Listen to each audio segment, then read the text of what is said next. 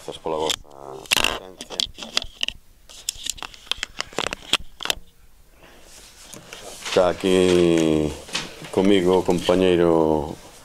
Miranda Vigo, que é o responsable noso de comunicación. Bueno, o obxectivo da rolda de prensa, sodes plenamente coñecedores do mesmo, é dar un pouco a nosa valoración un día despois do que foi a folga xeral en Galiza, non? Unha folga xeral que para nós é un rotundo éxito, na medida en que o paro foi moi generalizado en todo o que ten que ver co sector industrial e o sector da construción, mesmo en sectores importantes do sector servicios, na medida en que pararon pois grandes áreas comerciales, que noutros momentos hai moitas dificultades para iso, mesmo o transporte, a recorrida de lixo, e onde houve máis dificultades para o paro é no sector da administración pública, onde efectivamente aí o paro foi menor. O paro máis significativo deuse con respecto ao que é a área pública fundamentalmente nas universidades, onde das tres grandes universidades a maior parte das facultades estuveron paradas, e pois en sectores tamén do ensino secundario e primario, non? Incluso en niveles superiores ao que foi a propia convocatoria para a área pública do 8, creo que foi o 8 de xuño, non? Se despois analizamos a propia actividade en xeral a nivel da cidadanía, eu creo que en todas as cidades se podía percibir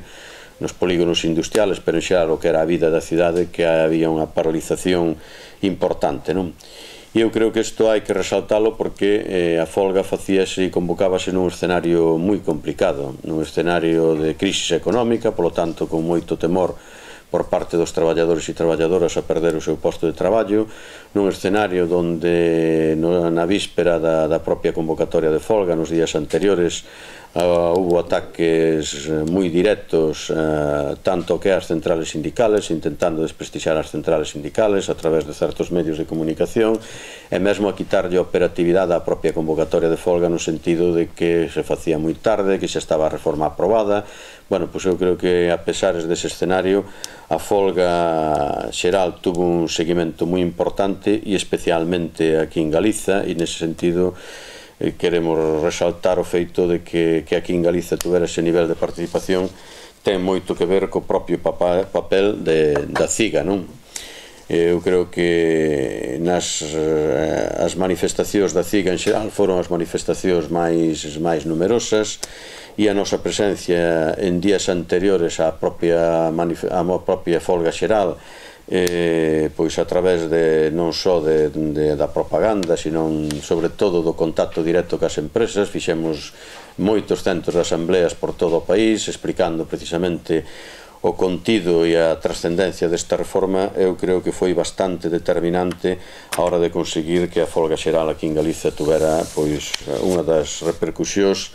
da maior repercusións de todo o Estado. E máis, falase de que a cidade de Vigo posiblemente fose a cidade de todo o Estado onde o nivel de paro e de participación nas manifestacións foi máis alto. Polo tanto, é algo do que nos sentimos orgullosos, e queremos felicitar a todos os compañeiros e compañeiras da CIGA que fixeron un grande esforzo para que isto fose así, non? Cal é a situación un día despois? Bueno, pois nós vamos dirixirnos ao presidente do goberno mediante un escrito pedíndolle que rectifique a súa política, pero que rectifique no sentido non de que lle faga aí uns cambios así live, uns cambios aparentes, sino de que retire a reforma e de que non leve adiante as reformas que están pendentes. Nós só entendemos que a única salida que nós entendemos que é viável para que sexa a resposta que a cidadanía exixe e que puxo de manifesto a través da folga xeral, a única resposta que hai que exixir ao goberno é que retire esta reforma laboral e que non leva adiante as seguintes. Nós, todos estes chamamentos ao diálogo social, bueno, pois está moi ben, pero o diálogo social é algo que trascende o que é aspectos puramente formales. É dicir, até agora as mesas do diálogo social existentes levan pois 2 anos ou 2 anos e medio nesas mesas de diálogo social e non serviron absolutamente para nada. Nós incluso entendemos que o único que serviron foi para levantar expectativas de cara á poboación de que nesas mesas de diálogo social podía estar a negociarse algo, a plantexarse medidas que nos permitiran salir da crise económica desde unha perspectiva favorable á clase traballadora, e a experiencia demóstranos que iso non foi así. O único que serviron esas mesas de diálogo social e xenerar ese tipo de expectativas, o único que serviron foi para desmobilizar e arrastrarnos a unha situación como a que estamos, na que tuvemos que ir a unha folga xeral cando parte desas reformas xa estaban aprobadas. Por lo tanto, nós entendemos que eses chamamentos ao diálogo social son chamamentos para a galería. Aquí o que ten que facer o goberno é modificar as súas políticas, facer políticas realmente que nos leven á salida da crisis, facer políticas a favor daquela clase social que é perxudicada desta crisis, que é a clase traballadora, e, polo tanto, non seguir con políticas que o único que favorecen son os intereses do capital financiero, que foi, en definitivo, que nos arrastrou a esta situación de crisis económica, esa política especulativa que lle vai moi ben e que ese capital financiero siga a ganar moitos miles de millóns de euros nesta situación de crisis económica. E xa para rematar, antes de dar paso ás preguntas que nos queirades facer, manifestar a nosa crítica a como se está a informar desta folga en moitos medios de comunicación. Nos entendemos que carece realmente de rigor, é dicir, antes da folga fíxose unha política en moitos medios e queremos deixar claro que non ten nada que ver cas traballadoras e cos traballadores dese medios, por se hai algunha dúbida, non é un reproche ao voso traballo, senón que entendemos que se intentou durante a campaña previa á folga dar a imaxe de que esta era unha folga convocada fundamentalmente polas centrales sindicales estatales, intentouse minimizar ou desinformar sobre o papel que a CIGA estaba tendo na propia convocatoria de folga, e non hai máis que ver o que se informou despois o que se está a informar hoxe en moitos medios. Eu quero citar aquí expresamente o caso de La Voz de Galicia e do Faro de Vigo, que é unha ocultación e unha manipulación total do que ocorreu neste país. As principales manifestacións foron manifestacións da CIGA. A manifestación de Vigo, que era a manifestación central, a propia policía local recoñeceu que había máis de 40.000 persoas na manifestación da CIGA. Pero eses datos ocúltanse, as